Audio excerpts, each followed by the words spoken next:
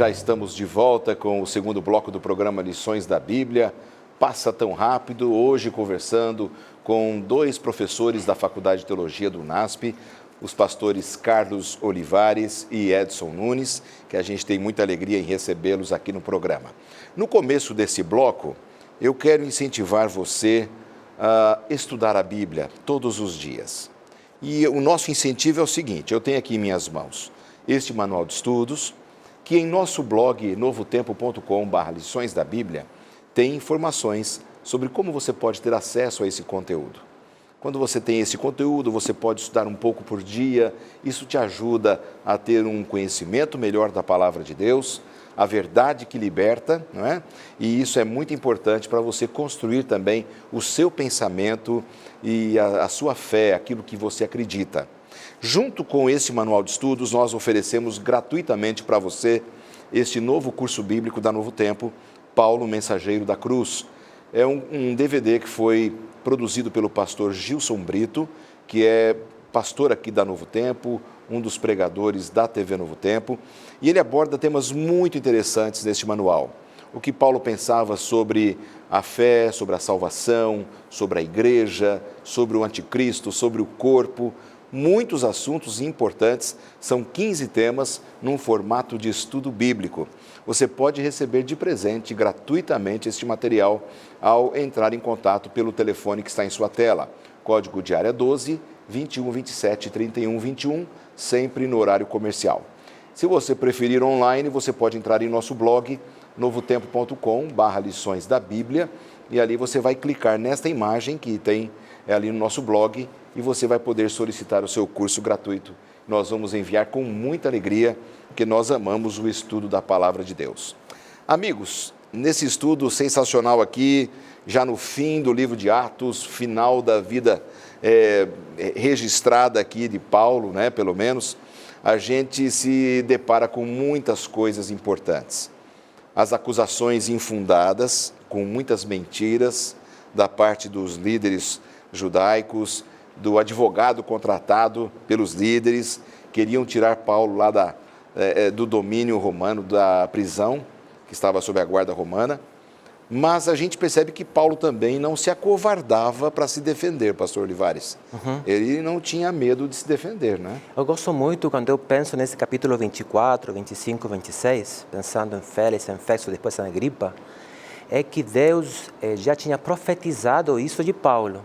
Se a gente vai para o capítulo 9, por exemplo, de Atos, capítulo 9, que tem a conversão de este homem, ali Deus vai dizer uma coisa para ele no verso 15. Diz assim, disse-lhe, porém, o Senhor, vai porque este é para mim um vaso escolhido para levar o meu nome diante dos gentios e dos reis e dos filhos de Israel. Agora, o que é interessante com isso? O interessante é que ele vai cumprir essa questão. Ele foi para os gentios, ele também está falando para os filhos de Israel, porque eles estão ouvindo isso, não? Eles são parte desse grupo que está atacando ele. Então, aqui, essa questão de que ele está perante o rei, depois o rei, ou as pessoas em poder, é algo que já Deus tinha pensado que ele ia fazer. Então, é verdade, ele sabia o que estava vindo, não? Depois ele ia falar diante de César. Então, ele é verdade, ele não se ia amedrontar com isso. E ele vai começar a racionar agora, a fazer, olha, você me está acusando disso? E para entender essa questão, a gente também tem que pensar nas cartas de Paulo. É dizer, as cartas que escreveu antes disso. E as cartas de Paulo, antes disso, são importantes, porque é 1 de Coríntios, 2 de Coríntios, Romanos, e depois Gálatas e 1 de Tessalonicenses, 2. Especialmente para nós é importante 1, 2 de Coríntios e Romanos. Por quê? Porque allí a gente pode perceber o que pensava Paulo. Paulo estava indo para Roma, levando uma oferta para os pobres. E ele ia para lá para fazer isso. Então, ele foi para o templo, no capítulo 21, porque ele ia se purificar, uma questão ali que a gente pode discutir, a gente já discutiu. Claro. Ele vai lá para se purificar, é dizer que no pensamento dele nunca esteve o desejo de fazer uma sedição ou de provocar o mundo judaico. Ao contrário, ele estava indo para lá para estar em paz com todo mundo. Então, agora vem essa questão, e Paulo vai falar disso. Por exemplo, verso 11 e 12, pois vem pode saber que não há mais de 12 dias que eu subi a Jerusalém a adorar, e não me acharam no templo falando com alguém, nem amotinando o povo nas sinagogas, nem na cidade. Eu vim aqui para fazer uma coisa, entregar essa oferta que o mundo gentil Tinha feito uma coleta. Estou trazendo isso, vou entregar isso, e eu vim em paz. Mas, tristemente, aconteceu isso. Então, ele vai começar a falar, depois no verso 14, que, na verdade, não uma seita, é um caminho, não uma seita de exibições, é um caminho, e que todo mundo conhece, porque todo mundo está pregando disso. Então, Paulo, a verdade é que ele não se amedrentou, mas ele falou, ao contrário do Tértulo, a verdade. Isso é importante para nós, porque muitas vezes, quando nós pensamos nesse contexto que nós vivemos, somos atacados pela mentira. Uhum. E o risco que nós podemos ter é responder com a mentira. Mas Paulo falou com a verdade. E eu lembro do Velho Testamento, a história de Daniel também. Que ele foi o melhor de todos. E o único jeito de atacar ele foi através da mentira. É assim ou não é assim? E ele não foi falacioso também, né? Ele podia ter acusado o Tértulo de alguma coisa, ele podia ter falado sobre o sumo sacerdote.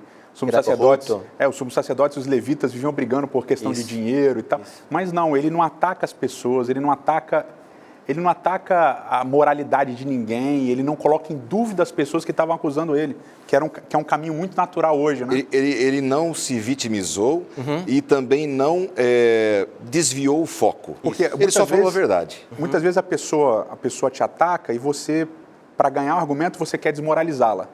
Então você desmoraliza a pessoa, mas não defende o argumento. Paulo vai só numa argumentação da ideia do que ele foi atacado. Ele nem se dirige aos que o atacaram. Você falou de Daniel, é fantástico, que ele vai para os Medo-Persas, né, quando ele está preso lá, que o Dario vai jogá-lo na cova dos leões, ele sabe o que aconteceu, mas ele não ataca os outros também. Ele simplesmente se defende. E muitas vezes dentro das nossas comunidades, não só no mundo fora, mas dentro das nossas comunidades, a gente tenta se defender atacando o outro. Isso. E não há necessidade disso. A Bíblia, Paulo aqui dá um baita de um exemplo, porque não só está sendo atacado, como está sendo atacado com mentiras. É como se a gente perpetuasse o erro dos acusadores de Paulo, com o ciclo de violência. É isso mesmo. O que é importante, pensando nessa questão dentro da comunidades cristãs, é que tem uma falácia chamada de falácia. Isso é uma falácia que tem que ver com não atacar o pensamento, mas atacar a pessoa, atacar o homem. Então você pode estar totalmente correto, eu não tenho argumento, mas eu vou falar que você tem algum problema, sei lá, moral, tudo bem, mas não tem que ver com o problema em si mesmo. Então, muitas vezes a gente tem esse problema. Vai lá e fala, olha, o único jeito que eu vou derrotar esta pessoa, o inimigo, não? Pensando que na comunidade é um inimigo, quando isso não é correto, é só atacar não o pensamento, não a lógica do conteúdo da acusação, sino que falar da pessoa e dos problemas da pessoa. E tem vezes que, assistindo no jornal, não? Muitas vezes tem pessoas que só falam disso. E as comunidades cristãs podem ser afetadas também com esse pensamento. E isso é muito triste. Mas o que é interessante também de Paulo, e estou pensando nisso, é o que acontece depois no verso 27, capítulo 24, verso 27. Mas passados 2 anos, Félix teve seu sucessor a Pórcio Festo, e querendo oferecer com prazer aos judeus, deixou a Paulo preso. Coitado, 2 anos. Isso, pensando assim como... Aqui na narrativa de Lucas, é como dizer assim, ok, Paulo é inocente, mas a ideia, esse não é o ponto. O ponto é que a ideia é comprazer um grupo para que todo mundo fique contente, sem importar a verdade. Como no caso de José, no Antigo Testamento, que a gente já citou, né? Pois é. A esposa do Potifar acusa José injustamente, a pena seria a morte, mas... Potifar fala, bom, ele não deve ter feito isso, então, em vez de matá-lo, bota ele na prisão e tal. Vamos agradar aqui, tentar arranjar um meio termo, né? É o Félix está fazendo. Vamos dar um gelo nele, né? Não precisa matar, só dar um gelinho. Eu vejo assim, você falou das nossas comunidades religiosas, o grande risco que às vezes a gente tem de perder o foco de toda a revelação a palavra de Deus, os livros que são inspirados por Deus e a história, o conhecimento que nós temos da história, do que aconteceu, e a gente perpetua esse ciclo da agressividade. Você usou um termo, ciclo da violência. Se isso está acontecendo na sua comunidade, está acontecendo na sua vida e acontece na minha vida, a gente tem que parar e repensar. Comunidade cristã não é para isso. Né? A gente vê, muita gente discute sobre o pecado do outro, né? Sobre as mentiras do outro, sobre os erros do outro. Então eu vejo muitas pessoas falando assim, mas você escuta a música de fulano de tal fez isso. Mas eu canto músicas na igreja, no inário, que são de gente que fez muitas outras coisas também. E eu leio livros da Bíblia de gente que matou, de gente que adulterou. E isso não diminui as pessoas e o seu relacionamento com Deus, mas mostra que elas são parecidas com a gente. Cheias de defeitos, cheias de problemas também. Claro. Como Paulo, a gente viu quantas lutas Paulo teve, quantos momentos de intempestividade Paulo teve também. E é uma pessoa como a gente, vai ficar triste, vai ficar chateado, vai ficar cutucando os outros, né? Eu sou apóstolo segundo Jesus Cristo. Exato. E tal. Na semana passada, nós discutimos aqui, estudamos com os amigos que estão em casa, uma possível falha de Paulo em ter aceitado ir até o templo e acompanhar aqueles que tinham feito o voto de Nazireu. Sim. Ele se arrepende disso. E ele se arrepende, porque acabou dando uma conotação para os gentios errada para os cristãos gentios, né? E para os próprios cristãos judeus também. E para os cristãos judeus também. Peraí, ele pensa como? Né? Então foi um erro. A autora americana, inspirada por Deus, Ellen White, ela escreve sobre isso. Ela fala, ele não estava autorizado a fazer aquilo. Então, às vezes, nós, como filhos de Deus, cometemos deslizes, sim. Cometemos erros. Mas esses exemplos do passado devem nos impulsionar para frente. Não para olhar para as pessoas, olhando para a gente mesmo e para o autor e consumador da fé. Agora, refletindo na questão do tempo que Paulo passou em Cesareia. Ele passou 2 anos. A gente é informada que ele passou 2 anos. Ali nós podemos pensar e refletir na questão do caráter dele, não? Porque ele estava preso injustamente, ele estava sendo julgado constantemente perante pessoas, mas a percepção dele, a visão dele era uma visão distinta. Ele tinha um foco.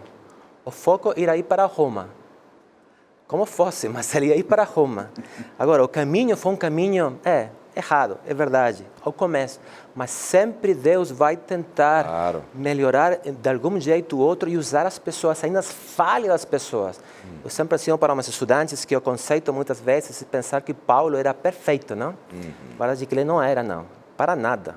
Especialmente ele julgou negativamente João Marcos e depois ele vai reconhecer na última carta que ele é útil para o ministério, é dizer, no ano 67.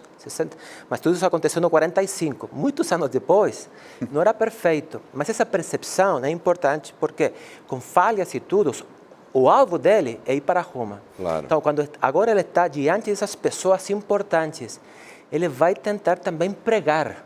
E um deles é Festo. Ele falou para Félix, e Festo acontece assim. Ele vai apelar para César, por quê? Porque não tinha jeito. Já Félix era corrupto. Festo era melhor. Os historiadores falam que ele era um pouco mais justo, mas ainda era uma questão política. Era uma questão política. Então Paulo pensou, olha... Lavou as mãos como Pilatos. Isso. O único jeito de sair desta é apelar para César. Inteligentemente ele pensou, eu vou ser julgado agora diante de um juiz que é mais justo, então vou para César. Está acima, né? Que está acima deles. E eu acho até interessante pensar nessa questão. Claro. E pensar que a percepção, a estratégia que ele seguiu, era uma estratégia que finalmente cumpriu um compromisso que ele tinha, de ir para Roma e pregar para eles. Agora, Paulo tinha muitas qualidades, né? Até a Agripa reconhece, olha, por um pouco você não me convence aqui, né? De aceitar o que você acredita hoje. Ele era um apologeta, né? Ele tinha argumentos muito fortes, era um homem muito preparado para aquilo que Deus o chamou, né? Que seria da igreja primitiva, do cristianismo hoje, não fosse a vida de Paulo. E ali, diante de Agripa, que foi uma casualidade aquele encontro, né? Uma visita de Estado, eles se encontraram e aí, novamente, Festo, olha, estou com um preso aqui, o que você acha? Né? e Paulo foi inteligentemente. Paulo ele tinha a visão do judaísmo e a visão do Império Romano, então ele sabia como se colocar diante das pessoas, né? E ele traz à tona um assunto que era um debate ferrenho entre eles, que é o assunto da ressurreição, e ele não tem medo de colocar esse assunto espinhoso diante de um romano, um greco, uma pessoa com uma mentalidade greca romana, e falar da ressurreição de uma maneira super clara, né? Claro. Sabendo que Agripa estava entendendo, mas sabendo que Festo ia até discordar dele, né? E aqui vem um aspecto que a gente até conversou, né, antes do programa, que é curioso como os personagens bíblicos se comportam nessas situações de testemunho público, né, diante de grandes autoridades, né? Eles são extremamente gentis, são polidos, né? Então você vê José diante do faraó, você vê Daniel diante de Nabucodonosor, e o pastor Carlos estava falando antes, eu lembrei de José também, né? Que José é preso, José é levado injustamente, mas quando ele está diante do faraó, ele não fica, olha, o Potifar fez isso comigo, a esposa do Potifar fez aquilo comigo, ele não fica salamoreando do passado, ele vai, cumpre a sua função, e depois quando os irmãos vão lá falar com ele fala assim, não, fica tranquilos, vocês fizeram mal contra mim, eu sei disso. Mas Deus usou. Mas Deus está usando. Então Paulo tem essa mesma percepção, né, nesses 2 anos que ele fica quietinho lá em Cesareia. E voltando para o que eu estava falando antes, eles se colocam diante de Faraó, diante de Nabucodonosor, e eles falam, olha, rei, você é isso, muito legal, etc. e tal, mas tem um Deus no céu que revela as coisas. Aí Nabucodonosor acreditava que os deuses babilônicos é que revelavam as coisas através de sonhos. Daniel fala, não, foi Deus do céu que revelou os sonhos a você. Então aqui Paulo ele segue essa, vamos dizer assim, essa tradição profética, né, dos personagens do Antigo Testamento, de se colocar diante da autoridade com respeito, com polidez, mas falar assim, olha, eu creio nisso. Ele não se furta de dizer o que ele crê. Perfeito. Pastor, eu volto contigo após o intervalo, a partir desse raciocínio que o pastor Edson colocou para a gente ir para a parte final aqui de Paulo em Cesareia, tá bom? Tudo bom. Você não saia daí, nós voltamos já já.